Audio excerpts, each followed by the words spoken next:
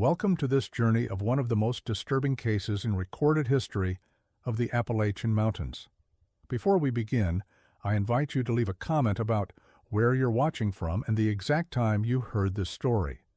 We're interested in knowing where and at what times of day or night these documented accounts arrive. The autumn of 1952 in the remote hollows of Bracken County, Kentucky, carried an unnatural stillness that would haunt the region for decades. Nestled deep within a forgotten valley, accessible only by a narrow dirt road that wound precariously through ancient oak and hickory, lay the settlement of Millhaven Hollow. To call it a town would be generous. It consisted of perhaps 30 weathered structures, most dating back to the 1880s when coal had briefly brought prosperity to these mountains. What made Millhaven Hollow noteworthy was not its size or significance, but rather what began happening to those who arrived as strangers. Between 1952 and 1958, 14 documented outsiders entered this remote community. Not one ever left. The first recorded disappearance involved a traveling salesman named Aurelius Kemper, who specialized in patent medicines and household goods. According to shipping manifests from the Louisville and Nashville Railroad, Kemper had been working his way through the isolated communities of eastern Kentucky for nearly a decade. His route was methodical, his records meticulous. Every town visited was carefully cataloged in a leather-bound ledger that would later become crucial evidence. Kemper arrived in Millhaven Hollow on October 17, 1952, driving a battered Ford pickup loaded with his wares. The last entry in his ledger, written in his characteristic neat handwriting, simply read, Millhaven Hollow, population approx. 150, approached by local representative Mordecai Thorne, invited to stay overnight, good reception expected. 3 weeks later, when Kemper failed to appear at his next scheduled stop in Pikeville, his brother Silas contacted the Kentucky State Police. The subsequent investigation was cursory at best. Deputy Marshal Cornelius Blackstone drove the winding road to Millhaven Hollow and spoke with several residents, including the aforementioned Mordecai Thorne, who served as the community's unofficial spokesman. According to the official report filed on November 12, 1952, Thorne claimed that Kemper had indeed arrived as scheduled, conducted his business, and departed the following morning. When pressed for details about Kemper's destination, Thorne suggested the salesman had mentioned plans to explore some of the more remote mining camps deeper in the mountains. The deputy noted that while Thorne was cooperative, several other residents seemed reluctant to speak, often deferring questions to Thorne or claiming they had not interacted with the outsider. What the report failed to mention was an observation made by Deputy Blackstone in his personal notes, discovered years later in a storage room of the county courthouse. Blackstone had written, "Something about this place puts a man on edge. The people speak softly and watch constantly. Found it curious that when I asked about Kemper's truck, Thorne claimed it had developed engine trouble and that Kemper had traded it to a local mechanic named Ichabod Craven for repair parts and a mule. When I asked to see this mechanic, was told he lived in a cabin further up the mountain and rarely came down to the settlement. The mule in question was nowhere to be seen." Millhaven Hollow had been established in 1878 by a group of families seeking isolation from the rapid industrialization affecting much of Kentucky. The original settlers, the Thornes, the Cravens, the Wickhams, and the Montpelier, had purchased nearly 3,000 acres of mountain land for a fraction of its assessed value, mainly because previous attempts at mining had proved unprofitable. The families were bound not only by their desire for self-sufficiency, but also by a shared religious philosophy that emphasized separation from outside influences.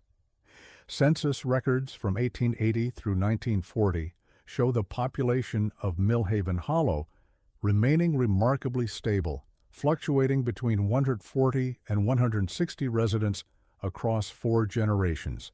Birth and death records, maintained by the families themselves and filed sporadically with county authorities, reveal a community that rarely ventured beyond their mountain borders and almost never welcomed permanent newcomers. The settlement centered around a natural spring that provided fresh water year-round, surrounded by terraced gardens and small livestock pens. Houses were built in the traditional Appalachian style, with steep pitched roofs and wide porches, constructed primarily from chestnut and oak harvested from the surrounding forest. A single-room schoolhouse served the educational needs of the community's youngsters, while a modest chapel built of native stone provided for their spiritual requirements. According to testimonies collected in 1963 by sociologist Dr. Persephone Caldwell, who was researching isolated Appalachian communities for her doctoral thesis, the residents of Millhaven Hollow maintained a lifestyle that had changed little since the 1800s. They practiced subsistence farming, raised sheep and goats, operated a small grist mill, and produced most of their own clothing. Contact with the outside world was limited to essential transactions, selling excess crops or livestock, purchasing tools or materials that could not be manufactured locally, and occasional medical emergencies that required travel to larger towns. Dr. Caldwell spent 3 days in the community during August 1963 and noted in her field observations. The residents demonstrate a remarkable consistency in their responses to questions about their history and way of life. There is clearly a shared narrative that has been carefully maintained across generations. When asked about interactions with outsiders, most residents become noticeably uncomfortable and defer to Mordecai Thorne or his sons. The community appears to have developed sophisticated mechanisms for controlling information flow and presenting a united front to external observers. The second documented disappearance occurred in spring of 1953, involving a geological surveyor named Bartholomew Ashford. Ashford had been contracted by the Kentucky Department of Natural Resources to conduct soil and mineral assessments in remote areas that had not been properly cataloged during previous surveys. His assignment included several isolated communities in Bracken County, with Millhaven Hollow listed among the locations requiring documentation. Ashford's approach was systematic and professional. He maintained detailed correspondence with his supervisor, Quinlan Roberts, providing regular updates on his progress and findings.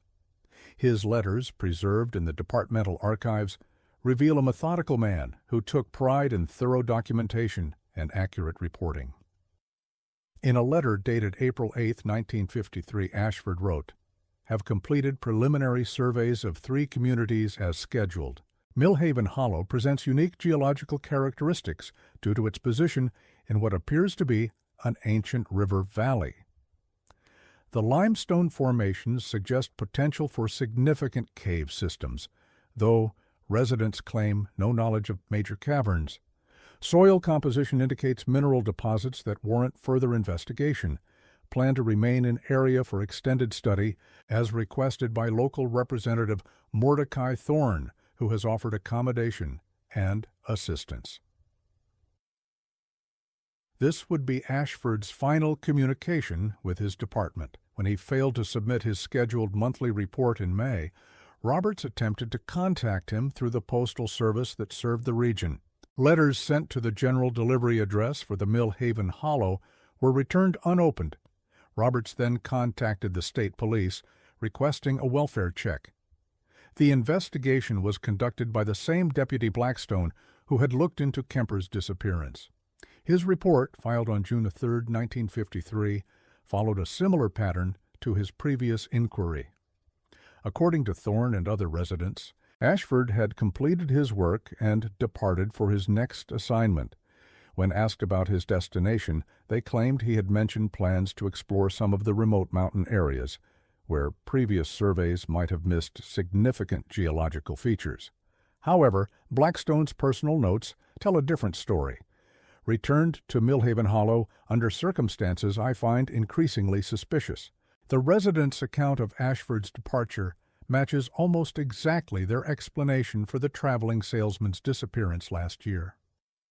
When I asked to examine the area where Ashford had been conducting his surveys, Thorne became evasive and claimed that the locations were too difficult to reach. Found it significant that when I mentioned Ashford's specialized equipment, including a theodolite and mineral testing apparatus worth considerable money, the residents claimed he had taken everything with him. Yet when I asked about his vehicle, was told it had suffered the same fate as Kemper's truck, mechanical failure requiring trade with the mysterious Ichabod Craven. The pattern was becoming clear, yet official response remained minimal. The remoteness of Mill Haven Hollow, combined with the residents' consistent explanations and the lack of concrete evidence, meant that both disappearances were classified as missing persons cases rather than criminal investigations. The state police, understaffed and focused on more pressing concerns in urban areas, were content to accept the community's explanations at face value. Between 1953 and 1956, 6 more outsiders would vanish under remarkably similar circumstances. A traveling preacher named Cornelius Wickham arrived in May 1954 to hold revival meetings at the invitation of what he had been told was a community eager for spiritual renewal. A photographer named Octavia Drummond came in September 1954, documenting traditional Appalachian life for a magazine assignment. An anthropologist named Lysander Peck visited in spring 1955, researching folk customs and oral traditions. Each followed the same pattern: arrival, brief period of apparent normalcy, then disappearance, with explanations that grew increasingly implausible. The photographer's case was particularly troubling because Drummond had been in regular contact with her editor at Harper's Magazine, sending detailed letters about her progress and discoveries. Her correspondence, preserved in the magazine's archives, provides insight into the community's methods of managing outside observers. In a letter dated September 12, 1954, Drummond wrote, "The people of Mill Haven Hollow are remarkably photogenic and seem genuinely interested in sharing their traditions. Mordecai Thorne has been especially helpful, arranging subjects and locations for my shoots. However, I've noticed that every photograph session is carefully orchestrated. When I attempt to capture candid moments or explore areas of the settlement on my own, residents politely but firmly redirect my attention to pre-approved subjects. It's as if the entire community is performing a carefully rehearsed presentation of mountain life rather than simply living it." Her final letter, dated September 18, 1954, contains an observation that would prove significant to later investigators. "Have discovered something peculiar about the settlement's layout. While conducting architectural photography, I noticed that several structures appear to be much older than the residents claim. Mordecai Thorne insists the community was established in 1878, but some of the buildings show construction techniques and materials that suggest much earlier origins. When I mentioned this discrepancy, Thorne became visibly uncomfortable and insisted that I had misunderstood the historical timeline. He then suggested that I had completed my assignment and should consider concluding my visit ahead of schedule. Drummond never sent another letter. When her editor contacted authorities 3 weeks later, the familiar pattern played out once again. Official inquiry, standard explanations from residents, classification as missing person case. By 1956, the disappearances had attracted the attention of a private investigator named Isidora Hail, hired by the families of 3 missing persons. Hale had built a reputation for handling unusual cases, particularly those involving isolated communities in unconventional circumstances. Her investigative approach was more persistent than the cursory official inquiries that had preceded her. Hale spent 2 weeks in Bracken County during November 1956, conducting interviews with residents of communities neighboring Mill Haven Hollow. Her methods involved approaching the investigation indirectly, gathering information about the settlement's reputation and history from people who lived close enough to observe but far enough away to speak freely. From the files of Hale's investigation, preserved in the Kentucky Historical Society archives, emerges a disturbing picture of Millhaven Hollow's relationship with surrounding communities. Residents of nearby hollows and settlements consistently described their neighbors as different and secretive, though most were reluctant to elaborate on their concerns. Jeremiah Whitmore, who operated a general store serving several mountain communities, provided the most detailed account. The Millhaven people come through here maybe twice a year, always in groups of 3 or 4, always buying the same things: salt, sugar, lamp oil, sometimes tools or fabric. They pay in cash, always have exact change, never browse or make conversation. My father ran the store before me, and his father before him. All 3 generations of my family have noticed the same thing. The Millhaven people haven't aged the way normal folks do. I've been seeing some of the same faces for 30 years, and they look exactly the same as when I was a boy. Prudence McCready, an elderly midwife who had served the region for decades, offered an even more troubling observation. In 40 years of delivering babies and tending the sick throughout these mountains, I was never once called to Millhaven Hollow. Not for birth, not for death, not for sickness. It's unnatural. Every community has need of medical assistance occasionally, but those people act like they're completely self-sufficient. Makes a person wonder what they're hiding up there. These accounts suggested that Millhaven Hollow's isolation was not merely a matter of geographic remoteness, but rather a deliberate and sustained effort to avoid external scrutiny. The consistency of the residents' behavior across generations indicated systematic planning, rather than natural reclusiveness. Hale's investigation took a significant turn when she discovered records of land ownership disputes dating back to the 1870s. According to documents filed in the Bracken County Courthouse, the original purchase of the land that became Millhaven Hollow had been contested by another party, a mining consortium that claimed prior rights to mineral extraction. The legal proceedings had dragged on for several years before being settled out of court in 1879. More interesting than the dispute itself was the identity of the original claimants. The families that eventually established Millhaven Hollow were not the simple mountain folk they appeared to be. Mordecai Thorne's grandfather, Obadiah Thorne, had been a successful businessman in Cincinnati before migrating to Kentucky. The Craven family had operated profitable timber operations in West Virginia. The Wickhams had owned considerable property in Virginia. These were not impoverished settlers seeking marginal land, but rather wealthy individuals who had deliberately chosen isolation.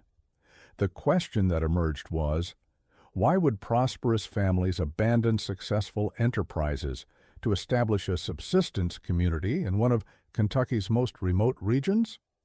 Part of the answer came from newspaper archives in Cincinnati, where Hale discovered a series of articles from 1877 describing a financial scandal involving several prominent business leaders, including Obadiah Thorne. The scandal centered around accusations of fraudulent contracts, embezzlement, and connections to organized crime. While no criminal charges were ever filed, the businesses involved collapsed amid public controversy and civil litigation. The timeline was significant. The scandal erupted in late 1877, and the land purchase for Millhaven Hollow was completed in early 1878. It appeared that the founding families had fled to their mountain sanctuary not for philosophical reasons, but to escape legal and financial consequences of their actions. This revelation cast the community's secretive nature in a different light. Rather than religious recluses or simple mountain folk, the residents of Millhaven Hollow were descendants of criminals who had established their settlement as a refuge from law enforcement and creditors. The isolation that protected them from past consequences also provided perfect conditions for disposing of unwanted visitors. Hale's investigation was progressing toward this conclusion when she made the decision that would cost her life. On December 3, 1956, she informed her assistant, that she planned to confront the residents of Millhaven Hollow directly with her findings. Her intention was to present evidence of their criminal origins and demand information about the missing persons. The assistant, Melvin Cardwell, later testified that he had attempted to dissuade Hale from this course of action, suggesting instead that she present her findings to state authorities and request a formal investigation. Hale, however, was determined to resolve the case personally. She believed that confronting the residents with proof of their deception would force them to reveal what had happened to the missing persons. Cardwell's account of their final conversation, recorded in a statement given to Kentucky State Police on January 15, 1957, provides insight into Hale's state of mind. Miss Hale was convinced that the Millhaven people were operating some kind of systematic disposal operation for unwanted visitors. She believed they had developed methods for eliminating outsiders that left no trace and no evidence. When I suggested this sounded implausible, she reminded me that these were descendants of sophisticated criminals who had successfully evaded justice for nearly 80 years. She said that such people would certainly be capable of planning and executing perfect murders. Hale drove to Millhaven Hollow on the morning of December 4, 1956, carrying a briefcase containing all her research materials and evidence. She never returned. When Cardwell contacted authorities after a week of silence, the investigation followed the now familiar pattern. Deputy Blackstone, now promoted to sheriff, conducted another inquiry with predictable results. According to Mordecai Thorne and other residents, Hale had never arrived at their settlement. They claimed no knowledge of any private investigator and suggested that Cardwell was mistaken about her intended destination. However, this time, the official response was different. The disappearance of a professional investigator, combined with the growing number of missing persons cases, finally prompted serious attention from state authorities. In February 1957, the Kentucky Bureau of Investigation opened a formal case file and assigned Detective Captain Ulysses Fairmont to lead a comprehensive investigation. Fairmont's approach was methodical and thorough. Rather than rely on interviews with Millhaven Hollow residents, he focused on building a complete picture of the community through external evidence. His team conducted aerial surveys of the settlement, analyzed financial records, researched property ownership histories, and interviewed dozens of people who had interacted with the community over the years. The investigation's findings were documented in a 200-page report filed in September 1957, most of which remains classified in state archives. However, portions released through Freedom of Information requests in the 1960s reveal disturbing conclusions. The aerial surveys indicated that Millhaven Hollow's physical layout was far more extensive than visible from ground level. While only 30 structures were evident to casual observers, photographic analysis suggested the existence of additional buildings concealed by forest canopy. More significantly, the surveys revealed evidence of extensive underground construction, regular depressions, and rectangular clearings that suggested systematic excavation projects. Financial analysis demonstrated that the community's economic self-sufficiency was largely illusory. While residents claimed to live entirely from farming and handicraft production, bank records showed regular deposits of substantial cash amounts to accounts controlled by community leaders. The source of this income was never identified, but the amounts were far beyond what could be generated by legitimate mountain agriculture. Property research revealed that the community's land holdings had expanded significantly since the original 1878 purchase. Through a series of discrete transactions spanning decades, the residents had acquired mineral rights and surface ownership to nearly 15,000 acres of surrounding territory. Most of these purchases had been made through intermediaries, making the true extent of their holdings difficult to trace. Most troubling were the results of interviews with regional residents. Fairmont's team documented dozens of accounts of unusual activities in and around Millhaven Hollow, sounds of heavy machinery operating at night, trucks traveling mountain roads at odd hours, unexplained lights in remote areas, and reports of armed individuals discouraging exploration of certain areas. The investigation culminated in a planned raid scheduled for November 1957, intended to serve search warrants and conduct thorough examination of the settlement. The raid was approved by state authorities and coordinated with federal agencies due to potential interstate jurisdiction issues. 3 days before the scheduled operation, Detective Captain Fairmont was found dead in his hotel room in Lexington. The official cause of death was listed as heart failure, but several circumstances surrounding his death raised questions. Fairmont was 34 years old, in excellent health, with no history of cardiac problems. His death occurred exactly 48 hours after he had informed his superiors that he had discovered evidence linking Millhaven Hollow to a network of criminal activities extending across multiple states. More significantly, Fairmont's investigation files disappeared from his hotel room, while personal belongings and other case materials remained undisturbed. Every document related to the Millhaven Hollow investigation vanished. Hotel security found no evidence of break-in or unauthorized access to the room.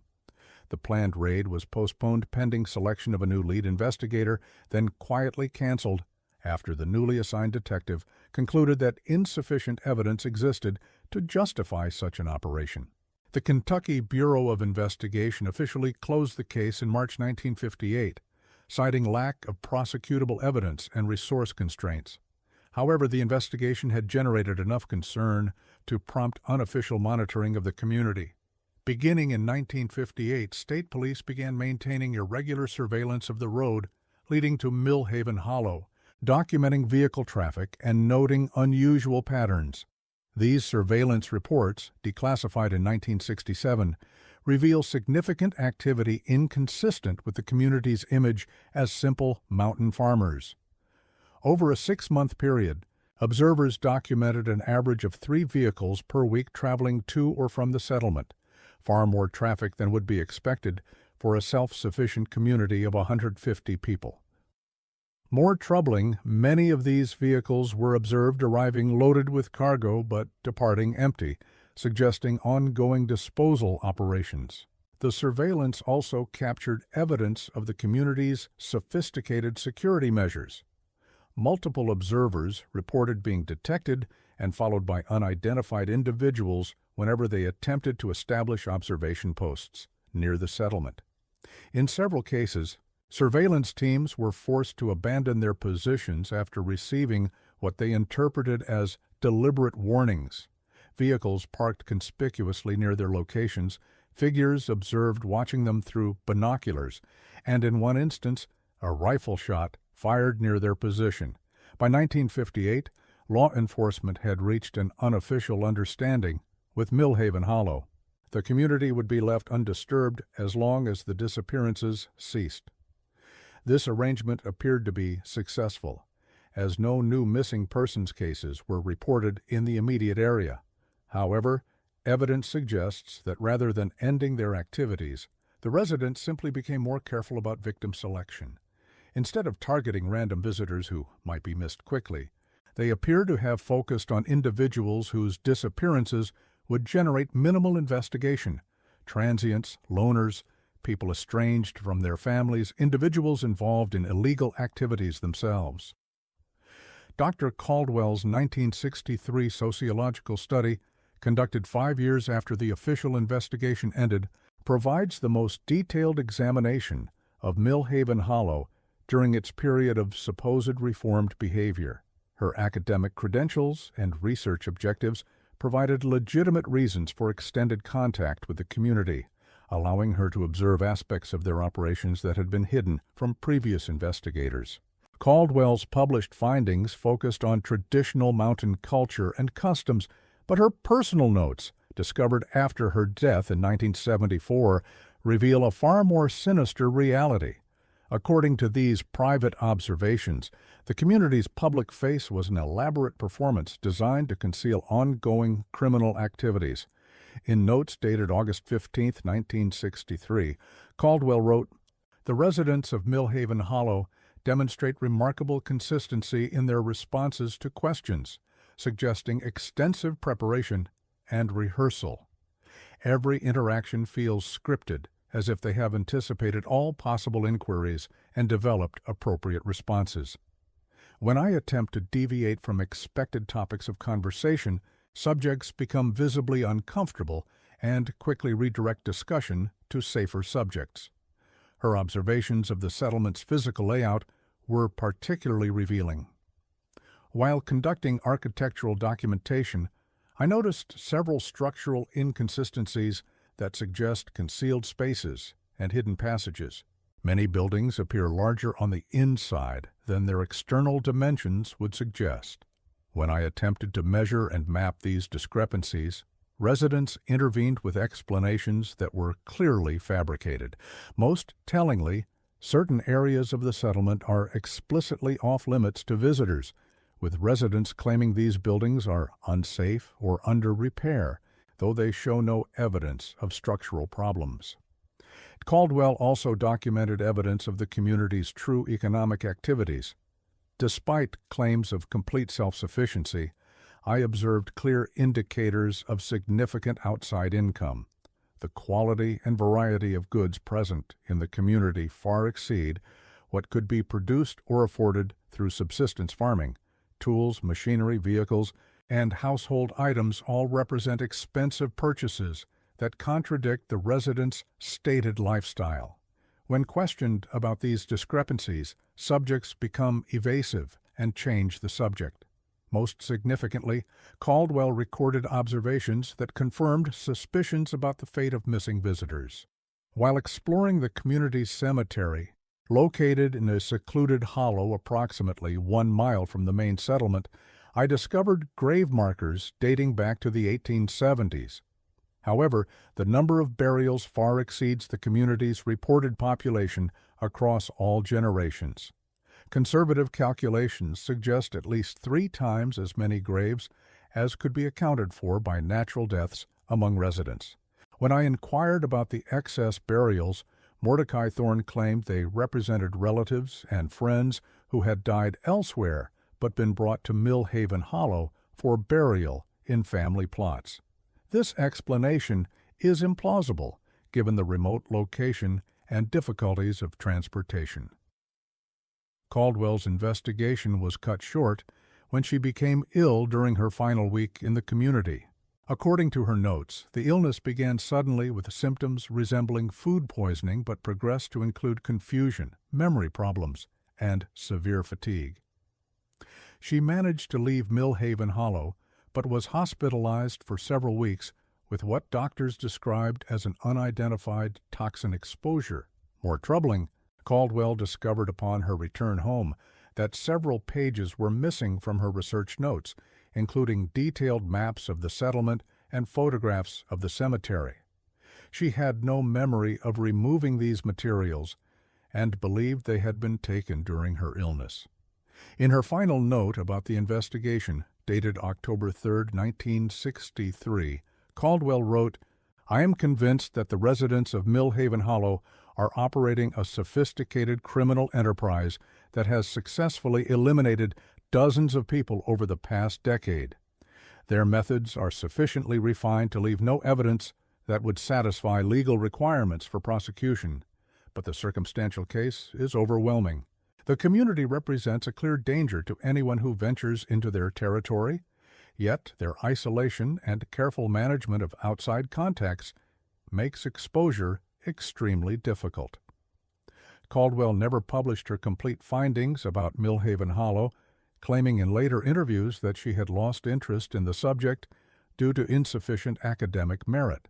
However, her private correspondence with colleagues suggests that she had been warned against pursuing the matter further. In a letter to fellow anthropologist Dr. Thaddeus Pierce, dated November 12, 1963, Caldwell wrote, "I have received suggestions from certain parties that my continued research into the Millhaven Hollow community would not be in my best interests. These suggestions came through unofficial channels but carried sufficient authority to convince me that discretion would be wise. While I remain convinced that serious crimes are being committed in that settlement, I lack the resources and legal support necessary to pursue the matter effectively. I can only hope that someone with appropriate authority will eventually address the situation. But no such intervention ever occurred. By the mid-1960s, Millhaven Hollow had achieved effective immunity from investigation through a combination of geographic isolation, political connections, and the demonstrated ability to eliminate threats to their operations. The community's protection extended beyond simple concealment. Evidence suggests they had developed relationships with corrupt officials at multiple levels of government, providing services and benefits in exchange for continued autonomy. The nature of these relationships became apparent during a 1965 federal investigation into organized crime connections among Kentucky law enforcement officials. While the investigation's primary focus was on gambling and bootlegging operations, investigators discovered unexplained financial transactions between several state and local officials and accounts linked to Millhaven Hollow. Federal agents attempted to pursue these connections, but were blocked by jurisdictional disputes and lack of cooperation from state authorities. Agent Marcus Drummond, who led the federal investigation, later wrote in his personal memoir that he believed the Millhaven Hollow connections represented the most sophisticated criminal organization I encountered in 20 years of federal service. According to Drummond, the community had successfully insulated itself through a network of corruption that made investigation virtually impossible. The memorial came in 1967 when construction of a new highway through Bracken County required surveying of previously unmapped areas. State engineers working on route planning discovered evidence of extensive underground construction in the vicinity of Millhaven Hollow, including what appeared to be a network of tunnels and chambers extending for several miles beneath the settlement. Geological surveys confirmed the existence of artificial excavations far beyond what would be needed for normal community purposes. The scope of the underground construction suggested decades of systematic digging, probably using sophisticated equipment and engineering expertise. When state engineers attempted to access the site for detailed surveys, they encountered armed resistance from community members claiming the land was private property and surveying was unauthorized trespassing. Legal review of property records supported the community's claims, and the highway route was modified to avoid the disputed area. However, the incident had attracted renewed attention to Millhaven Hollow at a time when political climate was changing. The civil rights movement had increased federal oversight of isolated communities, particularly those suspected of resisting integration or harboring fugitives. Additionally, environmental protection laws were beginning to require more thorough documentation of industrial activities in sensitive areas. In 1968, federal agents conducted their first official visit to Millhaven Hollow in over a decade, ostensibly to verify compliance with new environmental regulations. The agents, accompanied by state police, found a community that appeared completely abandoned. Buildings stood empty but undamaged, as if residents had simply walked away from their homes without taking personal belongings. Livestock pens were empty, gardens were overgrown, and the single-room schoolhouse contained books and papers scattered across desks as though students had left in the middle of lessons. Most mysteriously, the cemetery that Dr. Caldwell had documented in 1963 was empty. Fresh earth and rectangular depressions indicated that graves had been systematically excavated and their contents removed. No explanation was found for where dozens of bodies might have been transported or why such an operation would be undertaken. The federal investigation team spent 3 days conducting a thorough search of the settlement, documenting evidence of the community's true activities. In basement areas and underground chambers, they discovered sophisticated workshop facilities, storage areas containing unusual equipment, and what appeared to be processing areas for unknown purposes. Most significantly, they found extensive documentation that the residents had left behind, apparently deliberately. Filing cabinets contained detailed records of financial transactions, correspondence with outside contacts, and operational logs dating back to the 1950s. These documents, classified immediately upon discovery and never publicly released, reportedly revealed the true scope of Millhaven Hollow's criminal operations. According to a confidential summary prepared for federal prosecutors, the community had operated as a disposal service for organized crime groups across multiple states, providing guaranteed elimination of unwanted individuals in exchange for substantial payments. The operation was sophisticated enough to handle different types of victims and circumstances. Some disappearances were designed to appear accidental or voluntary, while others were meant to send specific messages to criminal rivals. The community's isolated location, underground facilities, and generations of practice had made them extraordinarily efficient at eliminating all trace of their victims. Federal agents estimated that over a 50-year period, Millhaven Hollow had been responsible for the disappearance of at least 200 individuals, including the 14 documented cases that had prompted the original investigations. The true number was likely much higher, as many victims were selected specifically because their disappearances would not generate official investigation. The documents also revealed why the community had abandoned their settlement so completely in 1968. Intelligence networks within law enforcement had warned them that the political climate was changing and that their protection from investigation was no longer reliable. Rather than risk exposure, they had executed a carefully planned evacuation, taking their most valuable resources and leaving behind evidence of their lesser crimes as a misdirection. Where the residents went after leaving Millhaven Hollow was never determined. The financial records indicated they had accumulated substantial resources over decades of criminal activity, enough to establish new identities and relocate anywhere in the world. Some evidence suggested they had divided into smaller groups and dispersed to different regions, while other indications pointed toward a mass relocation to a single new location.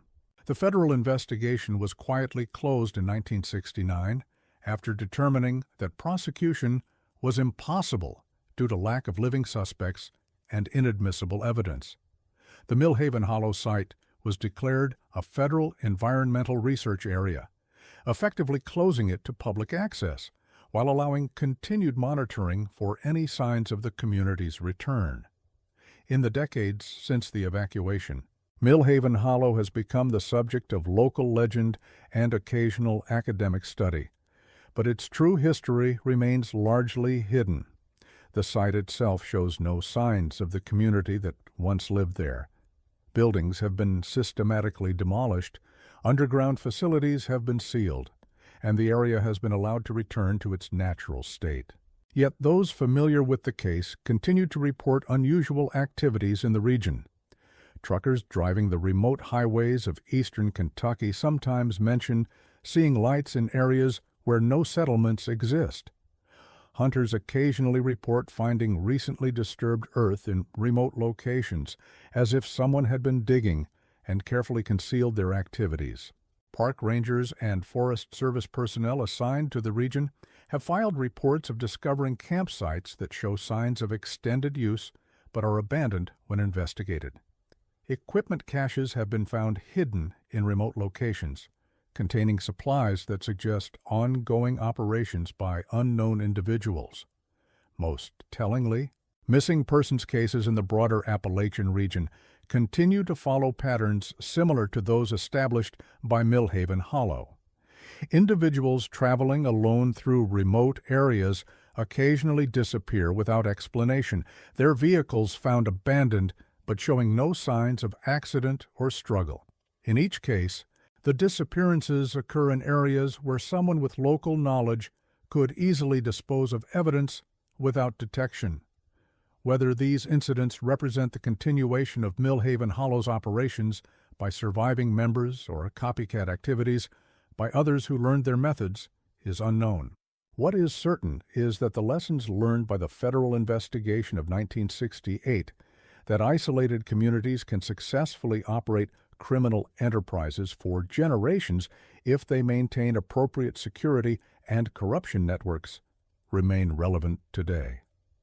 The case of Millhaven Hollow stands as a reminder that in America's remote regions, particularly in areas where geographic isolation coincides with weak law enforcement and political corruption, it is possible for sophisticated criminals to operate with virtual impunity. The families who established that mountain community in 1878 were not simple settlers seeking agricultural opportunity, but rather fugitives who successfully created a criminal enterprise that operated for nearly a century. Their success depended not on violence or intimidation, though they were capable of both, but rather on careful planning, systematic execution, and the patience to build sustainable operations over generations. They understood that the most effective way to commit perfect crimes was to ensure that victims were selected for minimal investigative response, and that evidence was eliminated so completely that criminal activity could not be proven even when strongly suspected. The residents of Millhaven Hollow had transformed murder into a business, developed disposal techniques into an art form, and created a criminal organization that successfully adapted to changing circumstances for over 90 years. Their final achievement was an evacuation so carefully planned and executed that they disappeared as completely as their victims, leaving behind only questions and the growing awareness that similar operations might exist in other remote locations throughout America's isolated regions. And perhaps that is the most disturbing legacy of Millhaven Hollow, not the crimes they committed, but the realization that they proved such operations were possible. In a nation with millions of acres of remote territory and thousands of isolated communities, how many other Millhaven Hollows might exist, quietly conducting their own forms of perfect crime while maintaining the appearance of simple mountain folk living traditional lives far from the concerns of modern society? The files on Millhaven Hollow remain classified. The site remains closed to public access, and the residents remain vanished. But the techniques they developed, the methods they perfected, and the knowledge they accumulated did not disappear with them. Somewhere in America's remote places, that knowledge persists, and the business of perfect murder continues,